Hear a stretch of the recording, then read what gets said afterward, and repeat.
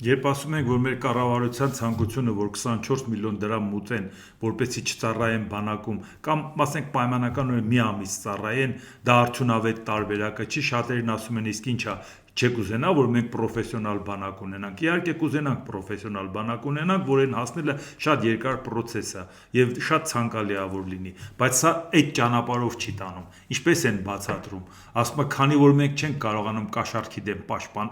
պայքարենք, երկու տարբերակ կա, մեկ չենք կարողանում մեր բանակը այնպես հեղինակությունը բարձրացնենք, որ ծառայելը պատվաբեր լինի, եւ երկրորդ չենք կարողանում պայքարենք, որպեսի կաշառքով չազատեն բանակից, այդ դեպքում մենք հիմա ստիպված օրինականացնում ենք այդ կաշառքը։ Այսինքն ինչ է ստացվում։ Դնենք 24 միլիոն դրամ, բայց այդ դեպքում ո՞նց է կաշառքի դեմ պայքարելու, երբ որ մարդը գնալու է եւ ասի, իսկ այդքան փող չունեմ, կլինի կես գումարը տամ, կես գումարով ինձ ազատեք։ Այսինքն դա նշանակում է ընդհանրապես կաշառքի չափն է բարձրանալու, որովհետեւ եթե չեք կարողանալու դա վերահսկեք, երեգել չէիք կարողանում վերահսկեք։ Եվ մեկ էլ ինչ է նշանակում, եթե չենք կարողանում անօրինականությունների դեմ պայքարենք, բերեք օրինականացնենք, գոնե փող մուծեն։ Չենք կարողանում թմրանյութի դեմ պայքարենք, բերեք օրինականացնենք։ Չենք կարողանում մարմնավաճառների դեմ պայքարենք, բերեք հասարակաստաներ բացենք։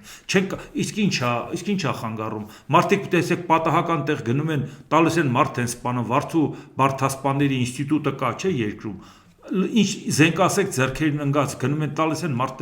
կողքի մարդկանց էլ վնասներ տալի։ Բերեք բացենք հրաձգարան, բերեք լիցենզիա տանք, բերեք նորմալ զենքեր առնենք, բերեք մարդկանց ասենք եկեք հրաձգարանում նորմալ պարապեք, ստացեք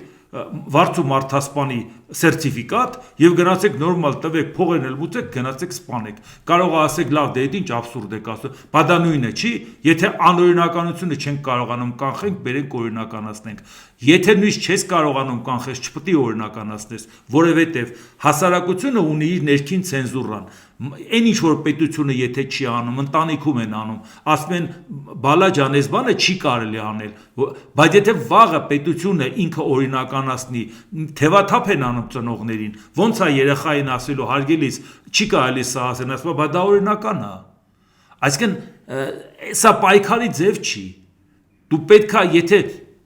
Գոնե ծնողը պետք է կարողանա դրա դեմը առնի, որ ասի այսա կարելի է, սա չի կարելի, այլապես պետք է ասի ինչ հիմար օրենք ընդունել են, հո չես կատարելու։ Երեխան էլ պետք է ասի ինչ կարելի է օրենքների մի մասը կատարել, մի մասը չէ, բա մենք ուզում ենք օրինապաշտ քաղաքացի մեծանանք։ Ոչ մի պարագայում չի կարելի, այն որ չես կարողանում անօրինականությունը կանխես, դա օրինականացնես եւ դա ինձ փոխհավաքես։ Դա ամենամեծ անբարոյականությունն է։